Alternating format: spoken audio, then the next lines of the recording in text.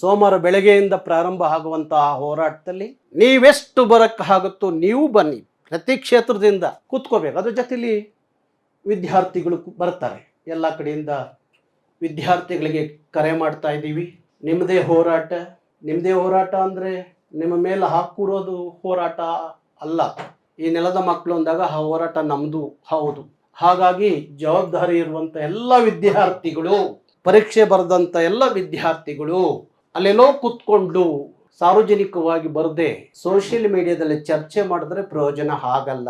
ಯಾಕೆಂದರೆ ನಿಮಗೆ ಗೊತ್ತಿದೆ, ಎಂಥರನ್ನ ನಾವು ವಿಧಾನಸೌಧದ ಒಳಗಡೆ ಕೂತಿದ್ದಾರೆ ಅನ್ನೋ ಅರಿವು ನಮಗಿರೋದಾದರೆ, ಅವರು ಸ್ವಲ್ಪ ಕಣ್ಣು ಕಿವಿ ಬಿಡಬೇಕು ಅನ್ನೋದಾದರೆ ನಮ್ಮ ಹೋರಾಟ ತೀವ್ರತೆಯನ್ನು ಪಡ್ಕೊಳ್ಳೇಬೇಕು. ಏನು ಮಾಡೋದು?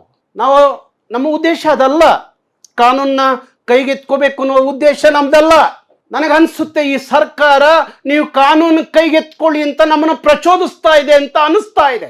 ಏನ್ ಮಾಡ್ಬೇಕು ನಾವು?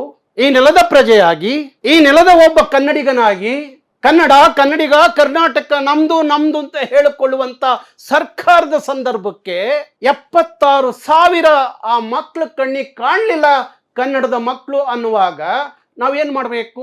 ಸಹಿಸ್ಕೊಂಡು ಕೂರ್ಬೇಕಾ? ನಮ್ಮ ಬದುಕನ್ನು ನಾಶ ಮಾಡ್ಕೋಬೇಕಾ? ಇಲ್ವಲ್ಲ. ಕಾನೂನಾದ್ರೂ ಮೀರಿ ನಮ್ಮ ಹಕ್ಕನ್ನು ಪಡ್ಕೊಳ್ಳೇಬೇಕು ಅನ್ನುವಾಗ ಯಾವ ಕಾನೂನು ಎಂಥದ್ದು ಅನ್ನೋ ಪ್ರಶ್ನೆ ನಮ್ಮ ಮುಂದೆ ಬರದೇ ಇದ್ದಾಗ ನಮ್ಮ ಹೋರಾಟ ತೀವ್ರತೆ ಪಡ್ಕೊಳ್ಳೇಬೇಕಾಗತ್ತೆ. ಕರವೇ 26 ವರ್ಷದಲ್ಲಿ ಯಾವ ಹೋರಾಟದಲ್ಲೂ ಸೋಲು ಒಪ್ಕೊಂಡಿದ್ದೇ ಇಲ್ಲ. ಈಗಲೂ ಸೋಲು ಒಪ್ಕೋಬಾರದು.